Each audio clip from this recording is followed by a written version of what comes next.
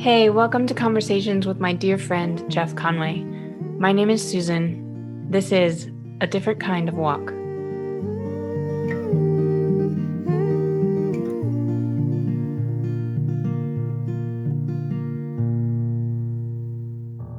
Hey friends, we are focusing on peace this season, and in the spirit of peace, Jeff and I have turned our attention toward the political sphere and how our presidential elections in recent history have affected division in our country. We would like to give you hope that it doesn't have to be this way, and that the world will not end, no matter who wins, come November 5th. And to that purpose, we have posted two separate interviews, one with a voter for Donald Trump and one with a voter for Kamala Harris. Please note that Jeff and I don't necessarily agree with everything our interviewees say here, and we will always advocate for your right to vote for whomever you choose. Enjoy the episodes. So, how do you two know each other? Well, my son Ryan and his son Addison were good friends, and I actually got to know Jeff basically through them. And then I was involved in coaching lacrosse and then got to know Jeff more during that season as well, seeing him at practices and team events and things Well, like actually, what happened was Addison got a yellow card, or no, a red card in soccer for taking somebody out with his shoulder. Then Ryan goes, "Oh, if you like to hit people, you should come join us on lacrosse." Addison didn't know what lacrosse was, nor had he ever played it. So Greg taught him how to play lacrosse. Yeah, and I knew right away he was going to love it and be very good at it, and he surely was. Yeah. Very cool. But no, Greg and I, we were the guys that would walk over towards the corner and dive deep into whatever theological. I loved it. So I was like, I like this guy.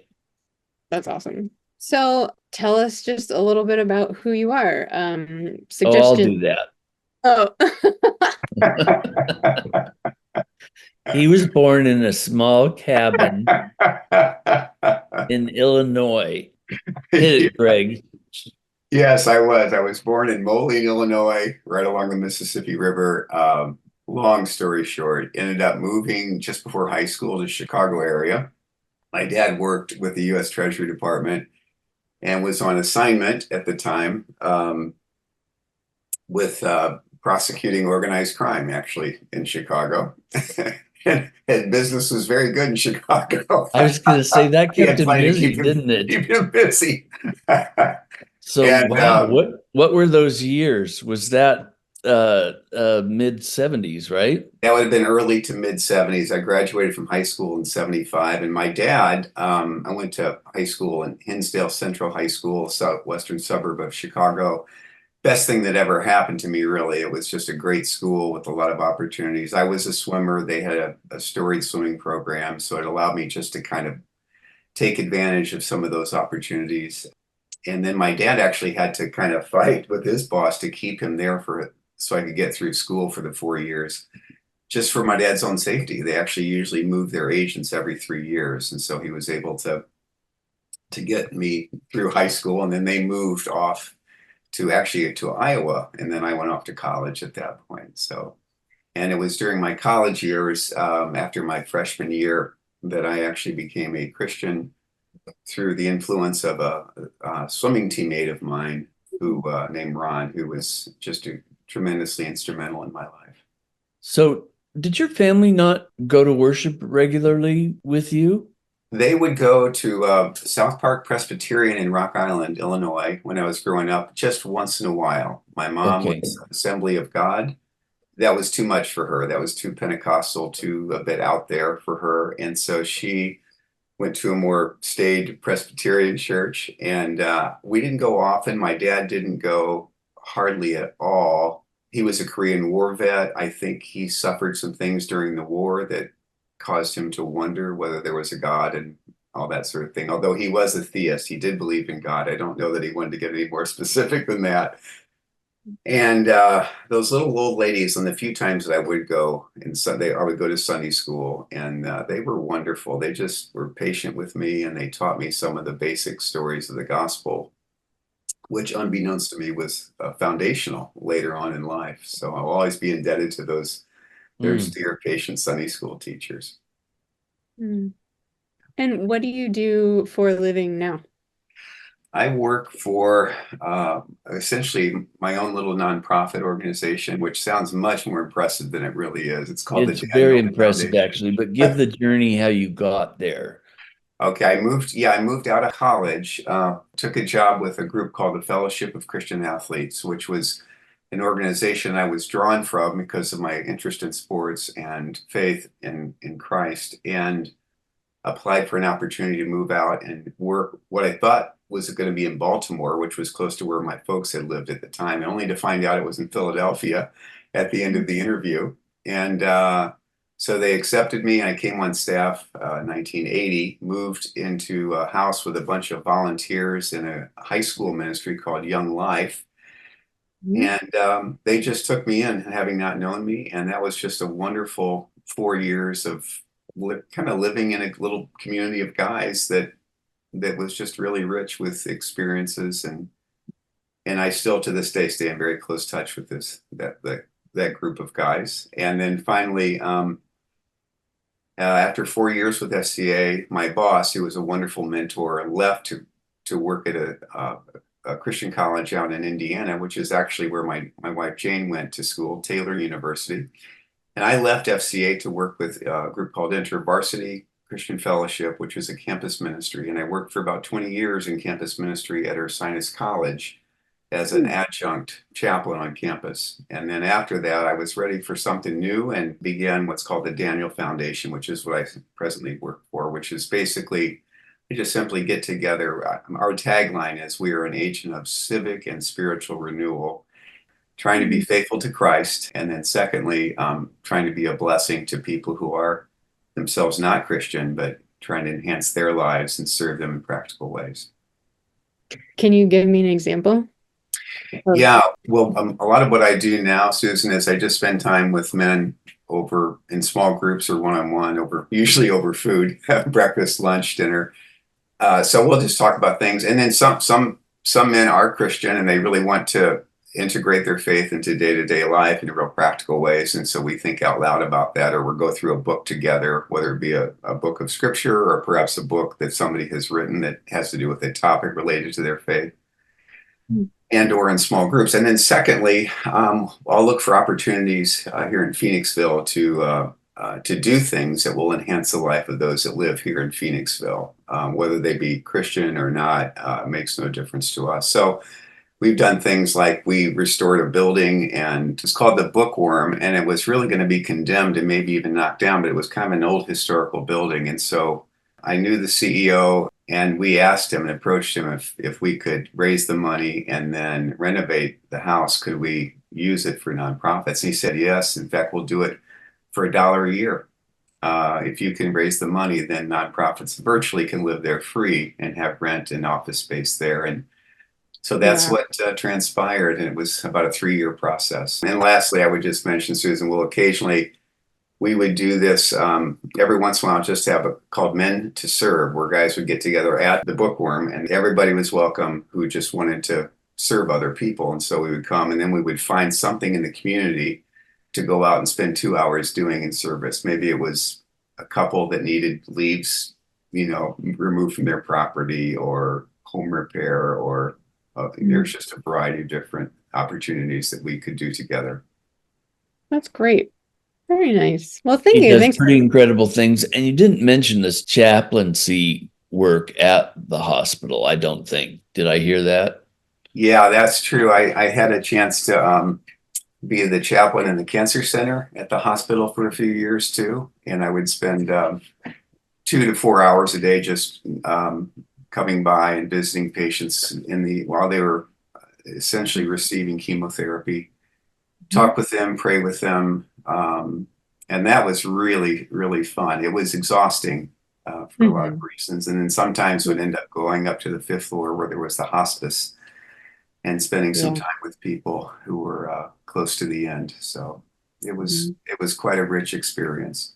Mm. Yeah. A great blessing.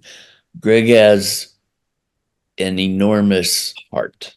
And so that's one of the reasons we're going to chat about political background and political choices. I just wanted people to know how much I appreciated you and respected you, and what a genuine, caring heart you have for humanity. Well, you're very kind, Jeff, and I don't measure up to that, but you've been a great friend and a great model for me. As I've said, Susan, to Jeff, I would last about 2 days as a pastor. Then I would be put out to pasture, sucking my thumb in the fetal position somewhere. That's not an easy calling. So great respect for Jeff and those like him.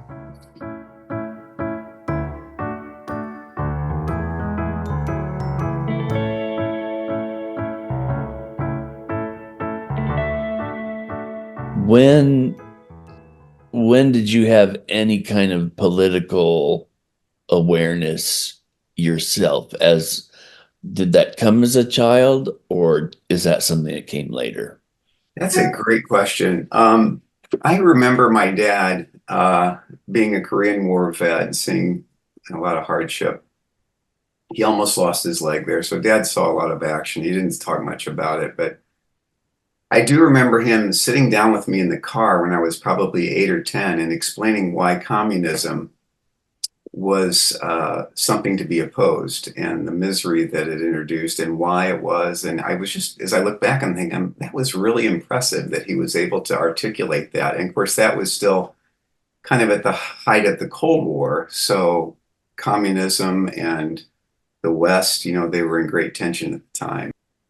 Then when I went off to college, I kind of fell in line with, even back in the 70s, that almost all my professors were progressive politically. And I just sort of ingested that de facto, that was just what good people believed. And I remember an English professor saying, she was delightful, and yet just right out of Woodstock, when she'd come to class. And I remember her saying, if you think there's something special about the United States, you're thinking the way the Nazis did in the 1930s.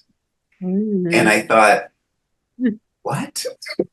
And that was the first time I began to think, well, that sounds good. That rolls off the tongue, but it doesn't stand the test of scrutiny, And so I began to think a little bit more about things for myself. I still kind of went on my sort of largely progressive way until I was out of college. And I remember a friend of mine, a colleague in campus ministry, who gave me a book called Modern Times, a very thick book. And it was basically world history in the 20th century.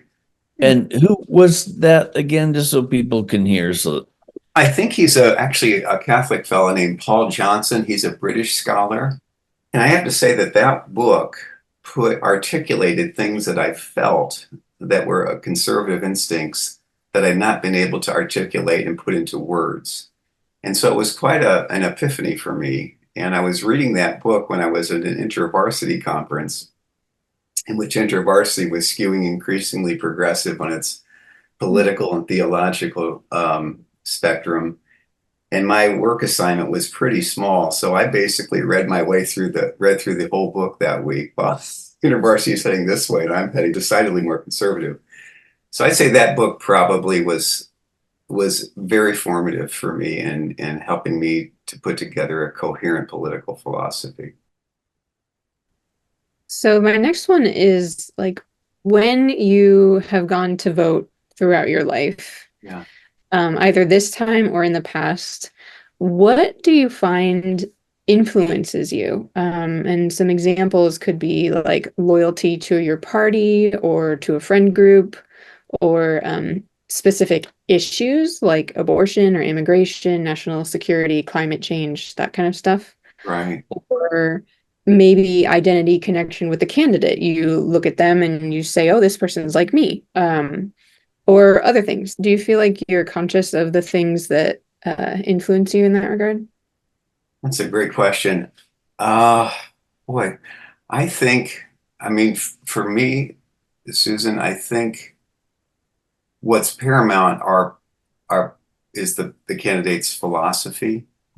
Mm, Um, and then having our sort of what I think are issues that are especially near to the heart of God, and then trying to figure out which candidate seems to align most with God's purposes as articulated in Scripture. And I think, and that leads me to a more conservative candidates. I have voted Democrat. There's no doubt about that. And so I guess I'm finding, yeah, that the political philosophy is a big thing. That's why, we're getting back to this election.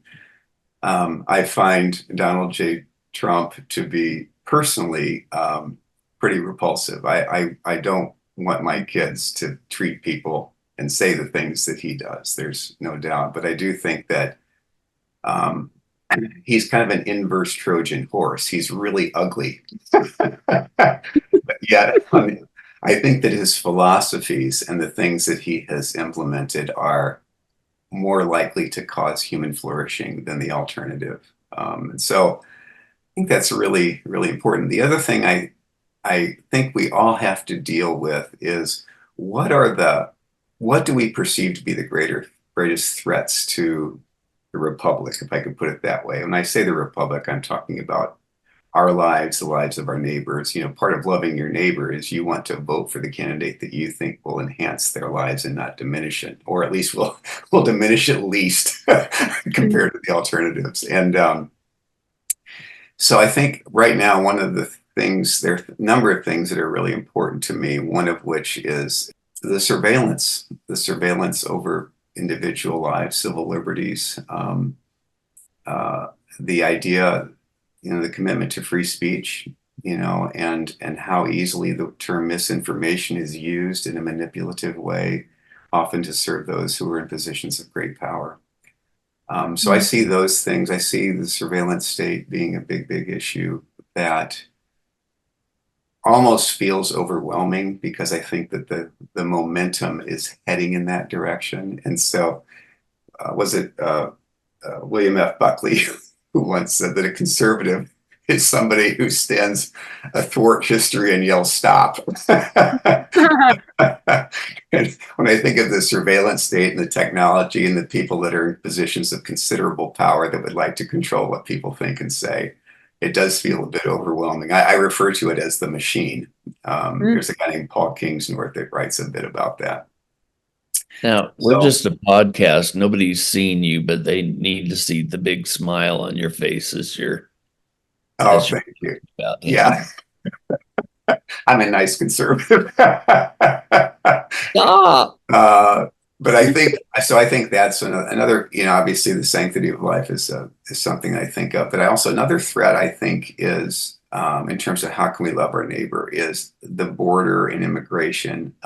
I do believe that really is injuring a lot of people and costing a lot of lives in the form of those who are coming and who are being taken advantage of because there seems to be a welcoming open door, so people are migrating to the US. I would do the same thing if I thought that would better my life. So I don't blame those folks at all.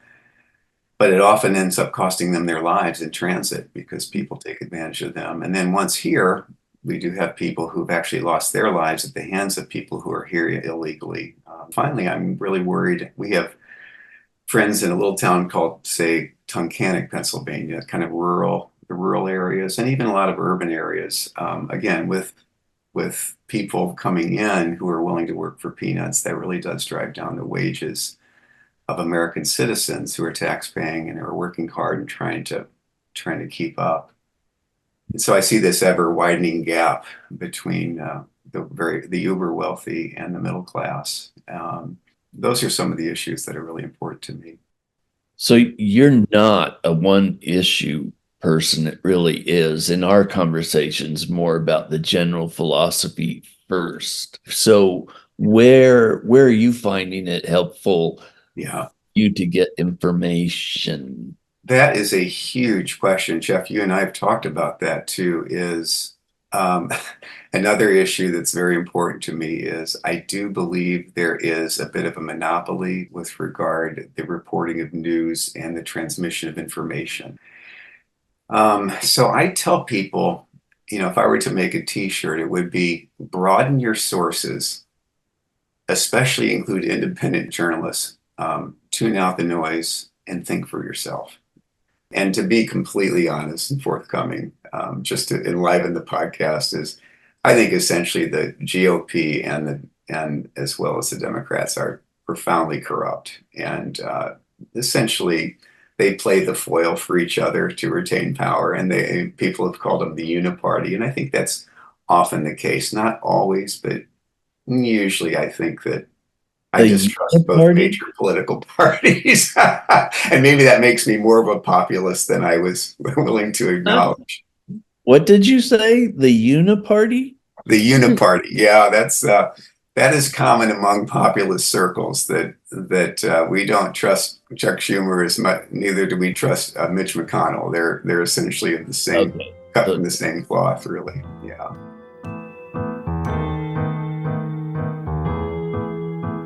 So we know that you plan to vote for Trump in this coming presidential election.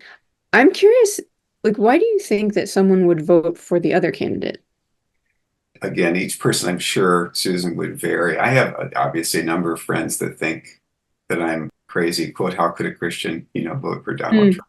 Things. And I've even had one person I've talked to who looked at me before the last election. I said I would vote for Donald, and he literally said, "I forgive you," and because he sees it as a moral failing on my part.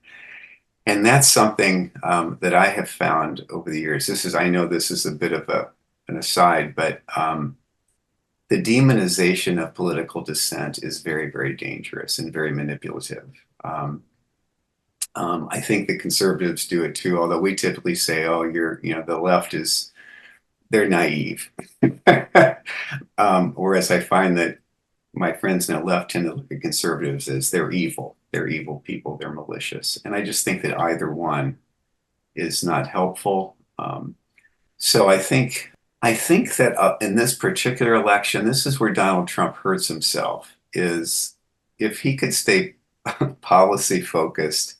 But I think people just, particularly friends of mine that are progressive, they look at Donald as icky, as repulsive, or as embarrassing, or maybe he's not genteel enough, he's too common, or for those of you that are Star Trek fans, he's like a Klingon.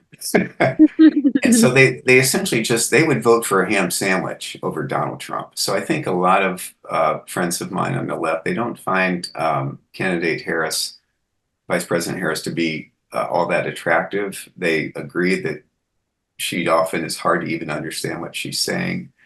But anybody but Donald Trump. And I think that's where Donald hurts himself. God forbid I were his advisor, but I just think I don't know that you can reel him in, I think. And then there's a lot of people that are populists that just vote for Donald, not so much for his policies, but because they just dislike the machine, sort of the media, the pharmaceutical, essentially all the different conglomerate members of the machine. And that would be a podcast unto itself. But I think they see Donald as that last line of defense against the machine, which they feel overwhelmed by. And they see him as the analogy I use, Susan, with friends trying to help them understand why I would vote for Donald Trump, is he's the kid that sits in the back of the bus. He's smelly, he burps, he says things, he's foul-mouthed. He's not the kid that people would hang out with in the back of the bus.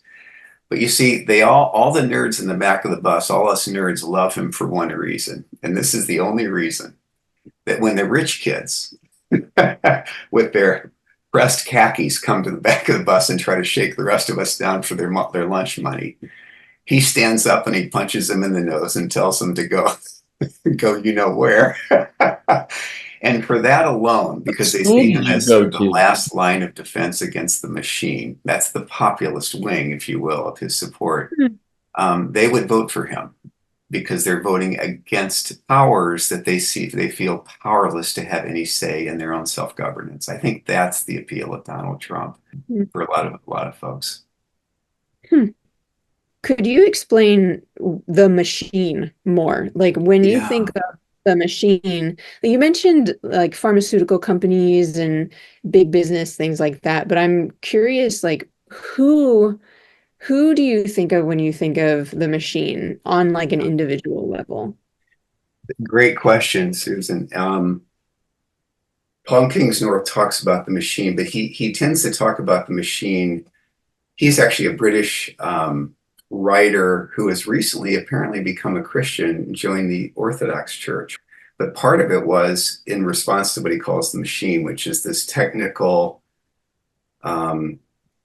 omnipresent. I think he's getting into the dehumanization thanks to technology, and essentially he sees the next precipice being transhumanism, right? The merging of machine and human, and the diminishing effect that's going to have on life. When I say the machine, I typically think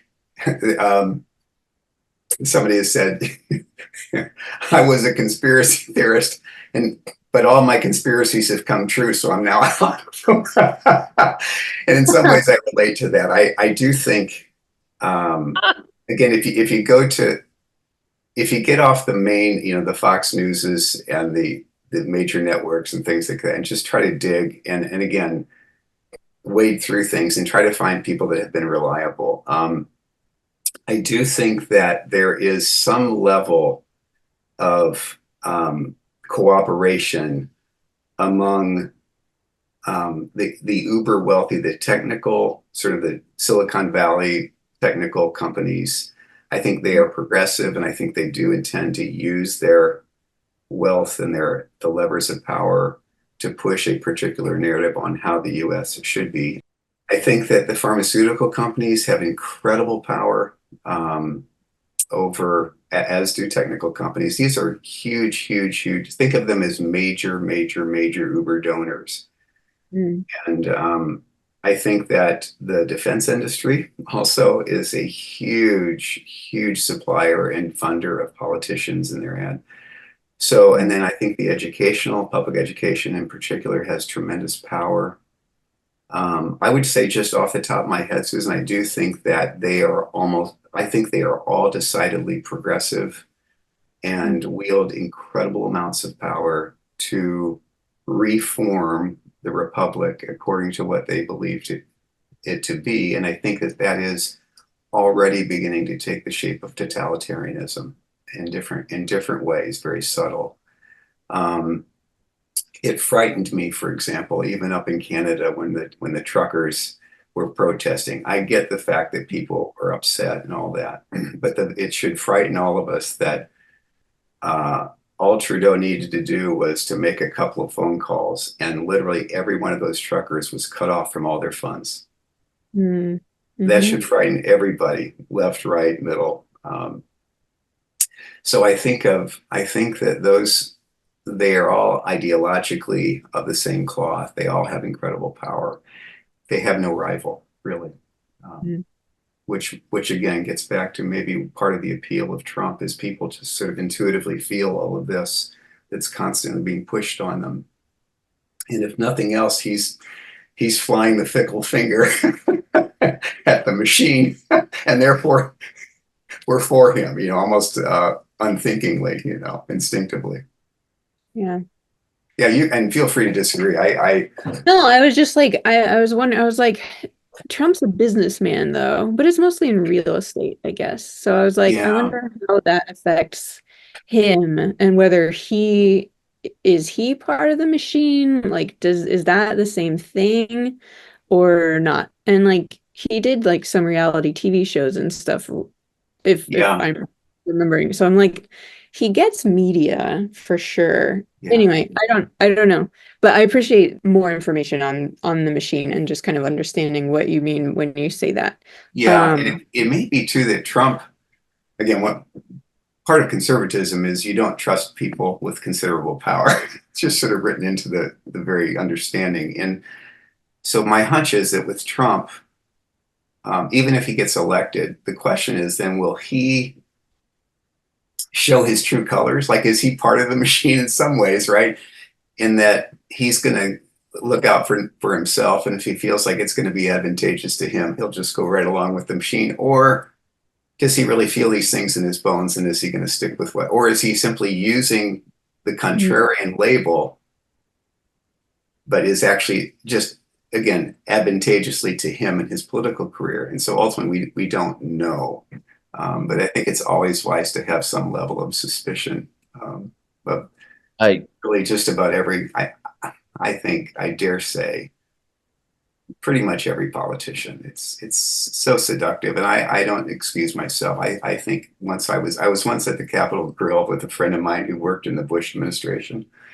And he said, just sit back and watch these people come in. And as they came in, different aides, different political figures, they just flocked around them. And he said, this is the problem with DC. This is why it's hard to leave.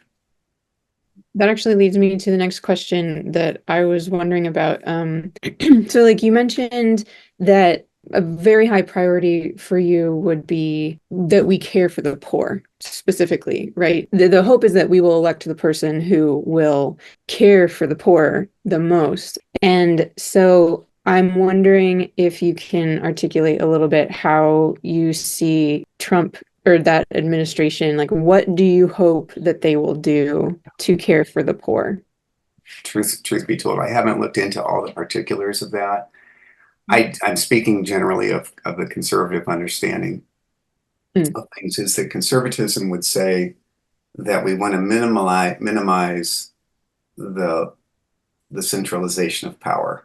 And so part of that is the reduction of taxes and things like that. But at the same time, promoting what Richard John Newhouse calls, there's a book he wrote, it's called Doing Well and Doing Good. Basically, you want to minimize government, reduce taxes so that people's discretionary income increases. And then we promote what he calls mediating institutions between the individual and the state. I find that when the bigger things are, the more centralized they are, the less efficient they become and less humane they become. So I would want to promote the cultivation of civic mediating institutions that people then, and this is part of the role of the church, is give generously, creating little platoons of charity. I think is a much better way to proceed. And that's more a conservative view. Whether the degree to which Trump holds that, I think at the very least, I think he would be more open to it than candidate Harris. That's helpful. Again. Yeah. I hope that's a good book, by the way. I gave it to my daughter Kelly. Doing Well and Doing Good. I don't even know if it's still published, but Richard John Newhouse was a Catholic priest. His parish was in Brooklyn when it was really, really bad. It was a really high crime area, and he wrote a lot about his experience with people in his parish. And I remember him saying, writing at one point, that Harvard and Yale had just come out with a paper saying that if you can't guarantee your child these 5 things, you would do them a favor by not carrying the baby to term. And I don't want to minimize the crisis, though. I'm pro-life. I've stood up for life. I haven't done a great job of making room for life, right? And that's a whole other part of it. And I admit I've been a bit MIA in that. And maybe my role is more the prophetic one than the priestly one. But having said all that, he stood up that next Sunday and he looked over his congregation of largely poor people. And he said that probably none of them should have been born based upon that criteria coming out of Harvard and Yale. And yet they were living very heroic and very rich lives that were often very much overlooked, except by God. And I thought that was pretty prescient. Yeah. Okay, so as you were talking, and I noticed this in the race when Hillary Clinton was running, that when a woman runs for president, everyone calls her by her first name. When we never do that with men. And yet for some reason, with both of these candidates, it's like vote for Hillary or vote for Kamala. And I'm like, is that just a woman thing? Like, do we think that because she's female, she's more familial, and so we do that? Or is that our like, or are we just subconsciously making her smaller because because she's the not website is really big Harris Walls. Harris? Right.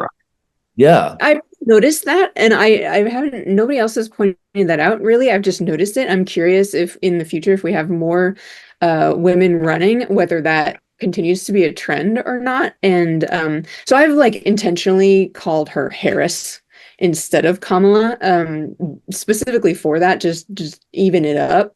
But I don't know. I think it's interesting. I will continue to find that interesting as Yeah, and you know, I think what it is too, Susan, I mean, ultimately, obviously it's hard. Part of what I was talking about earlier is the assumption of motives in other people, right? That's an old Gnostic trick, right? That somehow I have special knowledge, so much so that I could even tell you what you're thinking that you don't even know. Well, I'm thinking, well, no, that's not biblical. Only God has that knowledge, right? So, but I think that it could be exactly that, what you had said. Another possible explanation is I think that women themselves tend to be more relational and informal in their relationships. And so they tend to, in some ways, it may be an endearing thing, like, hey, I'm sort of doing, or again, each person's going to differ. Maybe it's intentionally condescending, or maybe it's in some ways in people's minds ingratiating. But yeah, Trump, yeah, you usually hear Trump, right? You usually hear that. I'll hear people say the Donald, you know, or something, but You don't hear Nancy, you hear Pelosi. yeah. So, okay. And that, you know, that's on both sides that Pelosi. For her, I usually hear the full name. I hear Nancy Pelosi. It's not just one, but yeah, but I've never heard just Nancy. So Right. yeah. And there's But also you know what? It was always Dianne Feinstein. Condoleezza Rice. It was always Condoleezza Rice. It was never Rice. Yeah. Yeah, that's just a random thing. And I definitely haven't taken it as the like, oh, people are doing that on purpose in order to whatever. Like, I really do think that it's kind of just a phenomenon that's happened. And I'm like, okay, interesting.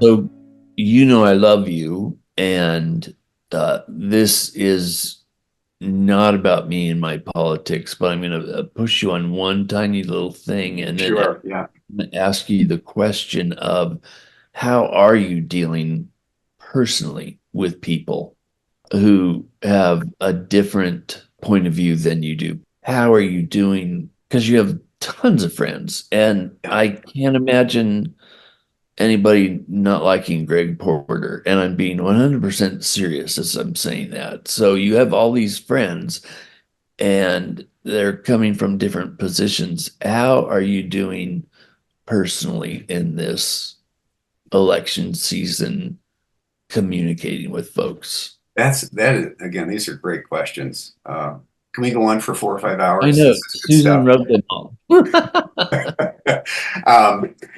That is a great question. I find this is a weird thing about me. You're nice to say that, Jeff. When I meet my progressive friends, when I get together, just get acquainted, get to know them, blah, blah, blah, blah. And then later on, they find out that I'm conservative, populist conservative, whatever. They tend to get angry at me. And I've often thought, why are they so angry? And this is a theory I'm just sort of working on. Is I think in their minds, they think conservatives are unpleasant, hateful, bigoted people, right? That's sort of the narrative out there. And so when I'm not that, I think they assume that it's not that they assume that I've deceived them in some ways, you know, that I know you're a jerk. Why weren't you a jerk from the very start? So, I'm going to push you again here a little bit. And this is just not a name, but you said this earlier when you said somebody said to you, I forgive you. When we talked about that, and you can have Susan cut this out if you want to, but when we talked about that, Yeah. that hurt. That really hurt. That wasn't just like that. It wasn't a simple little frustration. That was a person that you walk with giving you a verbal slap. No, Jeff, that's exactly right. And I've had those kinds of experiences before. That was probably the most in which it most crystallized. But I do think essentially assuming for oneself the moral high ground and then dispensing justice on the unrepentant. It elicited anger in me. And what I wanted to say was, well, couldn't I simply play that same card and say the same to you? But I don't want to do that because I believe that I mean, I have no reason to assume that or to attribute to you malicious intent. Like you're not voting for the other candidate because you hate people. And I would like to say the same courtesy that I remember in seminary, I was one of the few conservatives, and we started talking about this. And I remember saying that I am a conservative precisely because I am concerned, and God has a particular concern for the poor. I believe that it actually serves them better than the alternative. And that blew people's minds. It was hard, but because again, they had assumed that conservatism equals evil intent, and it was inconceivable to think that it was actually born of the desire to love one's neighbor. So I think, Susan, back to your question, and Jeff, how do I relate to people? I do find that conservatives, without getting into too much philosophy, conservatives typically believe are closer to something called realism. They believe there's a proper order, ultimately, that starts with God, in which there's a grain, if you will, that God has designed in the created order, in the scheme of things, and that the best way for people to flourish is to not cut across that grain, but to find their place and run their lives according and in line with the grain of creation. So when God says, or when we say, thou shalt not, it's not because we want to rob people of life. No, it's we want to protect people from losing their lives. And so we believe that people flourish most when they live within their divine design, or even if somebody's an atheist, if they believe that there's sort of a natural order to things. I find that most conservatives believe that in one form or another, whether it be theistic, whether it come from God, or whether it come from the natural order. Progressive friends of mine typically don't see creation as a board with grain running through it. They typically see it as a whiteboard. And so they're what's called nominalists. They believe very strongly that there is no design, there is no order, and that we are essentially, if I could put it this way, polytheistic, where we're our own gods, and we can basically write our own story and do whatever we want without any constraints whatsoever. And anybody that would suggest, like conservatives, that there is a divine design, there is an order that needs to be observed for our own well-being, well, that's just really a dog whistle for they're really trying to oppress you. They're really trying to stand athwart and trying to impose their worldview on you. And so these two things, the whiteboard versus the grain of the wood, are typically almost irreconcilable. So I find that my progressive friends tend to be not very open to theological conversations, whereas I do find that my conservative friends are much more willing to consider some of the claims of Christ and of the faith that progressive friends tend not to be. And the second layer to that, I think, is because Orthodox Christianity, I think, tends to lean and inveigh in the direction of conservatism. That's my premise. Again, that's a whole nother conversation. I think that progressivism sees that as something evil. And so I'm not able to have the level of conversation, I think, with my progressive friends. So my job, and they really don't want to talk about spiritual things. And they also tend to see me I think for a lot of progressive friends, politics has become the be all end all of life. Many of my friends are atheists. And so the best we can hope for is to put the right person in office. And we will go to great lengths to ensure that that happens. Conservatives have been guilty of that, there's no doubt.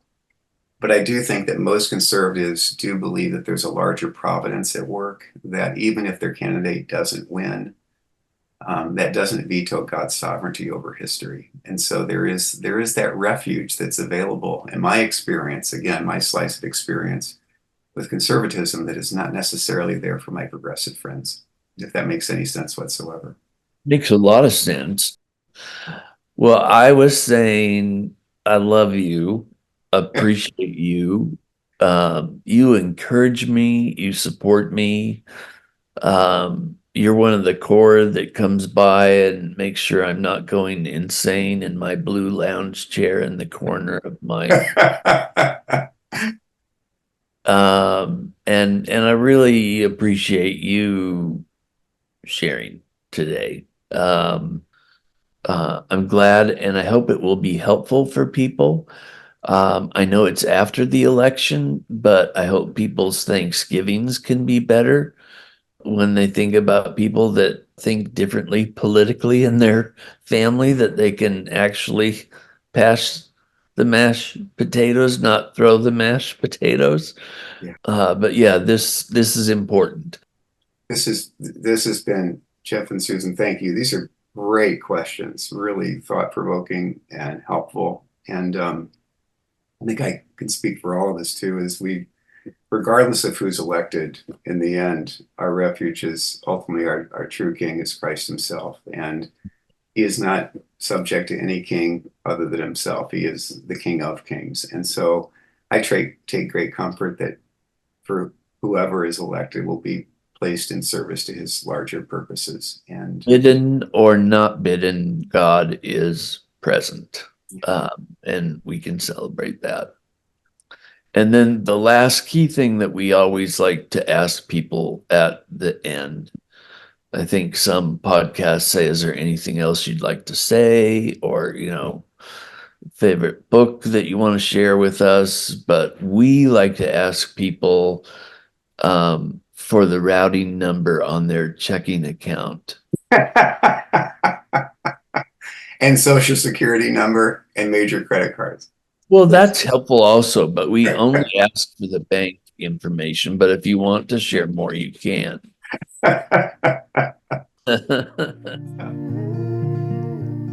Thanks for joining us for A Different Kind of Walk.